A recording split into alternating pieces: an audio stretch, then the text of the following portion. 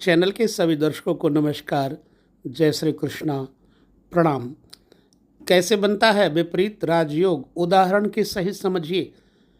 समय आप दीजिए, तभी आपको पूर्णतया ज्योतिष के हर पहलू का पूर्णतया ज्ञान होगा, प्रकाश होगा।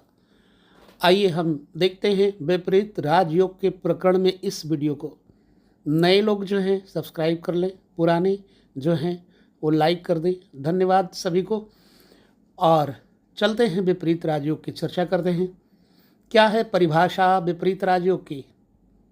जन्म कुंडली में जब छठे, आठवें और 12वें ये अनिष्ट ग्रह कहे गए हैं, अनिष्ट घर कहे गए हैं, और इन अनिष्ट घरों के स्वामी ठीक 8वें, 12वें, छठे में हो, अथवा समझिएगा, अथवा इन भावों में अपनी राशि में स्थित हों, और ये ग्रह केवल परस्पर ही युक्त अथवा दृष्ट हों।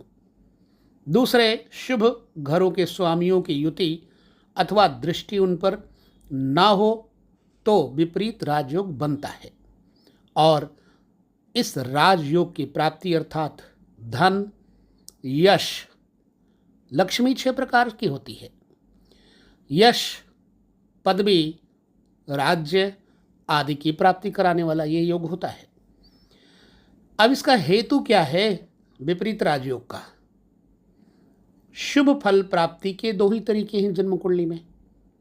एक तो यह कि शुभ घरों जैसे द्वितीय, चतुर्थ, पंचम, सप्तम, नवम, दशम, एकादश आदि के स्वामी बलवान हो, और जब ना हो तो दूसरा यह बनता है विपरीत राजयोग का हेतु कि अशुभ घरों जैसे तृतीय, छठे, 8वें, द्वादश इन घरों के स्वामी निर्बल हों। दूसरा तरीका चूंकि पहले के बिल्कुल विपरीत है और दुर्लभ है, अतः इसको विपरीत राजयोग के नाम से पुकारा जाता है। ऐसे में एक उदाहरण के लिए हम आपके सामने कुंडली प्रस्तुत कर रहे हैं, ध्यानपूर्वक देखिए। यह एक करोड़पति सज्जन की कुंडली है। यहाँ पर बुध 2 अनिष्ट स्थानों 12वें और तीसरे द्वादश का स्वामी है, और यह तृतीय भाव से अनिष्ट स्थान अर्थात तृतीय में और द्वादश से भी अनिष्ट अर्थात छठे स्थान में है। अतः दोनों भावों तृतीय तथा द्वादश को हानि पहुंचती है। ठीक है, अब इसको अच्छी तरह समझने का हम प्रयास करते हैं ना, क्योंकि विपरीत राजयोग की चर्चा है। अब स्वयं भी हानि उठा रहा है ये। पुनः वह बुध शत्रु राशि में स्थित है तथा सूर्य के साथ अस्त है। फिर इस बुध पर शनि की पाप दृष्टि है। यही हाल षष्ठाधिपति बृहस्पति देवगुरु का है, जो कि छठे से द्वादश होकर सूर्य से अस्त और पापी शनि ग्रह से दृष्ट हैं, अर्थात देखे जा रहे हैं। इस प्रकार 3 अनिष्ट भावों तृतीय, छठे तथा द्वादश के स्वामी गुरु तथा बुध पाप युक्त पाप दृष्ट हैं, बल्कि दोनों पर राहु की भी दृष्टि है और किसी शुभ ग्रह की दृष्टि बिल्कुल ही नहीं है। ठीक है, अब किसी भी शुभ ग्रह की दृष्टि नहीं है। इस कारण से तृतीय का अभाव, छठे का ऋण तथा द्वादश की हानि, इन सब का क्या हो गया है? नाश हो गया है, जिसके फलस्वरूप यह अत्युत्तम धन संपत्ति की प्राप्ति का विपरीत राजयोग बन रहा है।